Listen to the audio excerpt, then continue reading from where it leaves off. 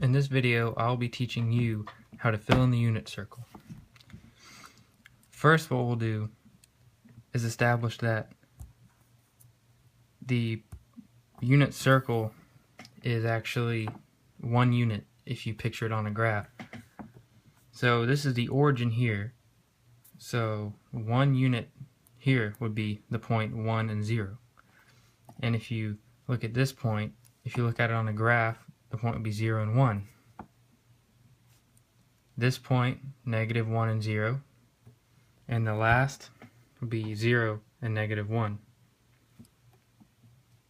The points here are the same all around the unit circle. They just are either positive or negative based on the specific quadrant that they're located in. So if you look at these points, the first 2 quadrants increase going towards the point 0, 1, and these increase going towards the point 0, -1. So the 3 points you have to remember are square root of 3 over 2 and 1/2, square root of 2 over 2 and another square root of 2 over 2, x value, y values, and 1/2 and square root of 3 over 2. And these 2 points are just reversed, so it's an easy way to remember. And then square root of 2 over 2 and square root of 2 over 2 are the same, obviously, so that's easy to remember. Now if you want to fill in on the second quadrant, you have to remember that the x values in this quadrant are negative and the y values are positive. So you would copy the same point because it is the same angle, so it would be the same point, just the x value would be negative square root of 3 over 2 and the y value would be 1/2. And you'd repeat the same process for the 2 other points. So this one would be negative square root of 2 over 2 and positive square root of 2 over 2. And then the next one would be negative 1/2 and positive square root of 3 over 2. And you can do the same with the third quadrant, but now you have to pay attention because it's increasing from this way, and also the x and y values of the coordinates are negative. So with that being said, you can fill it in. Both are negative, so you'd have negative square root of 3 over 2, negative 1/2, negative square root of 2 over 2, and negative square root of 2 over 2 again. And the last point, negative 1/2, and negative square root of 3 over 2.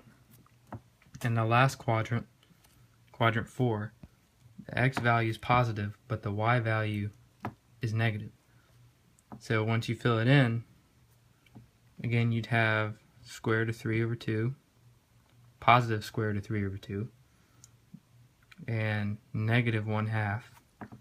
You'd have square root of 2 over 2, and negative square root of 2 over 2. Finally, you'd have 1/2 and negative square root of 3 over 2. Now for the degrees, there's a certain pattern, and it goes all the way around the unit circle in each quadrant. You go 30 degrees, you increase by 30, then 15, then another 15 degrees, and then another 30. And you do that each quadrant.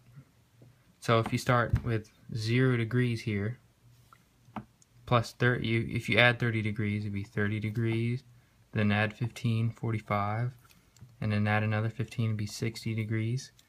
And then here you would have 90 degrees, because it's also a right triangle. If you look at it, if you connect the 2 points here, it'd be a right triangle, so you'd have 90 degrees there. And then here you'd add another 30, make that 120, 135, 150 degrees. And then here it'd be 180, and 210, 225, 240, and you would have 270 degrees, 300, 315, 330, and if you go all the way around the circle, you end up with 360 degrees. So now the last thing is the numbers in terms of pi, which are here. So first you would have, if you went all the way across, you would have pi, because that's one cycle. So if you split pi in half, you would have pi over 2. And then 3/4, since it's 4 quarters, you would have 3 pi over 2. 3 pi over 2. And then here, if you go 1 pi is 1/2 of the circle, and then you do another half, that'd be 2 pi. So now, if you look at it here, you're basically breaking up the pi over 2.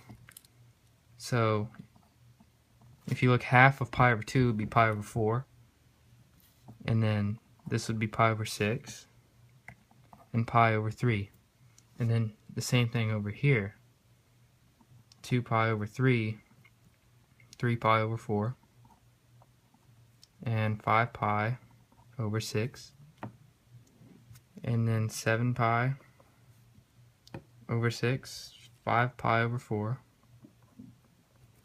and 4 pi over 3,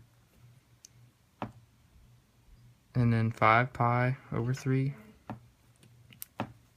7 pi over 4, 11 pi over 6, and then you'd have 2 pi. And that's how you fill in the unit circle.